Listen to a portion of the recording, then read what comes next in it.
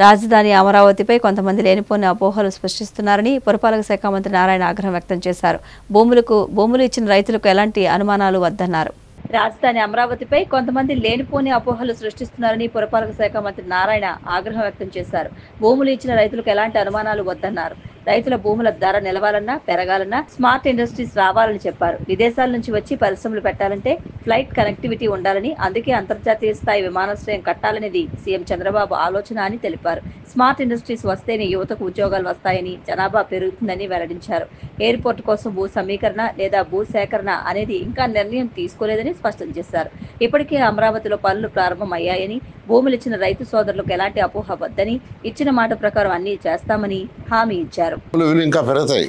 Industries రాగడం ఎప్పటికి రాదు. ఇప్పుడు హైదరాబాద్ ఈరోజు సక్సెస్ అంటే హైదరాబాద్ సరౌండింగ్స్ లో, హైదరాబాద్ లో అనేకమైన ఆర్గనైజేషన్స్, ఇండస్ట్రీస్ వచ్చినాయి. ఇండస్ట్రీస్ వచ్చినప్పుడే యువతకి ఉద్యోగాలు వస్తాయి, ఎకనామిక్ గ్రోత్ వస్తుంది.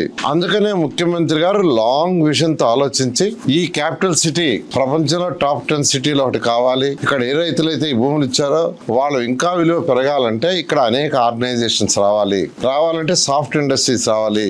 సాఫ్ట్ ఇండస్ట్రీస్ రావాలంటే దానికి కొంత ల్యాండ్ కావాలి. ఇంటర్నేషనల్ లెవెల్లో ఒక స్పోర్ట్స్ సిటీ కట్టాలి. ఒలింపిక్ గేమ్స్ చేసే విధంగా మనం ఒక స్పోర్ట్స్ సిటీ కట్టాలి. దానికి కొంత ల్యాండ్ కావాలి. అదేవిధంగా ఎయిర్పోర్ట్, ఇంటర్నేషనల్ ఎయిర్పోర్ట్ ఉండాలి. విదేశాల నుంచి ఫ్లైట్స్ వచ్చే విధంగా, ఫ్లైట్స్ దిగేటట్టుగా ఉండాలి. అందుకని విశాఖపట్నంలో ఎయిర్పోర్ట్ ఉన్నా భోగాపురం ఎయిర్పోర్ట్ తీసుకొచ్చింది. ఈరోజు హైదరాబాద్ తీసుకోండి, ఆ రోజు ఎయిర్పోర్ట్ కడుతుంటే అందరూ అబ్జెక్షన్ పెట్టారు. కానీ ఈరోజు అది one of the best airport. దానివల్ల వేల మందికి ఉద్యోగాలు వస్తున్నాయి. విదేశాల నుంచి ఎంతో మంది వస్తున్నారు. హైదరాబాద్ ఈ రోజు ఇండస్ట్రీస్ పెడుతున్నారు. అలా విదేశాల నుంచి వచ్చి ఇక్కడ అమరావతి క్యాపిటల్ సిటీలో కానీ సరౌండింగ్స్ లో కానీ ఇండస్ట్రీస్ పెట్టాలంటే ఫ్లైట్ కన్వీనియంట్ ఉండాలి. ఫ్లైట్ కన్వీనియంట్ లేకుండా ఏ విదేశాల నుంచి ఎవరు రారు. అందువల్ల ఇవన్నీ దృష్టిలో పెట్టుకుని ముఖ్యమంత్రి గారు ఒక లాంగ్ విజన్ తో ఏ రైతులైతే అమరావతి క్యాపిటల్ సిటీకి ల్యాండ్ ఇచ్చారో వాళ్ళ భూముల విలువ కూడా పెరగాలి. ఇది ఒక మెగా సిటీ కావాలి. అమరావతి, విజయవాడ, మంగళగిరి, తాడేపల్లి, గుంటూరు ఒక మెగా సిటీ కావాలి. 1 కోటి మంది పాపులేషన్ ఉండాలనే దృష్టిలో పెట్టుకుని యాక్చువల్ గా ముఖ్యమంత్రి గారు ఒక విజన్ ఇచ్చారు. ఆ విజన్ ద్వారానే యాక్చువల్ గా additional land pulling, land acquisition అనేది ఇంకా ఆలోచిస్తున్నాం. ల్యాండ్ అక్విజిషన్ అయితే రైతులు నష్టపోతారని ప్రజాప్రతినిధులు, శాసనసభ్యులు చెప్పారు. అయితే ల్యాండ్ పుల్లింగ్ అయితే కొద్దిగా ఎక్కువ తీసుకోవాల్సి వస్తుంది. ఎందుకంటే ల్యాండ్ పుల్లింగ్ తీసుకున్నప్పుడు దాన్ని డెవలప్ చేసి ఇవ్వాలి రైతులకి, మళ్ళీ వాళ్ళకి ప్లాట్లు ఇవ్వాలి. అందువల్ల ఇవి ఆలోచిస్తున్నాం. త్వరలో ఒక నిర్ణయం తీసుకుంటాం.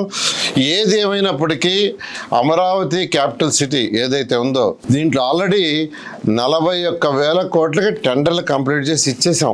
వర్క్ జరిగింది, స్టార్ట్ అయింది. మొత్తం ఇక్కడ జరగబోయేది సుమారుగా 64,000 కోట్ల రూపాయల వర్క్స్. ఆల్రెడీ అథారిటీ క్యాబినెట్ 64,000 కోట్లకి పర్మిషన్ ఇచ్చేసింది. ఇంకా కొన్ని టెండర్లు పిలవాలా.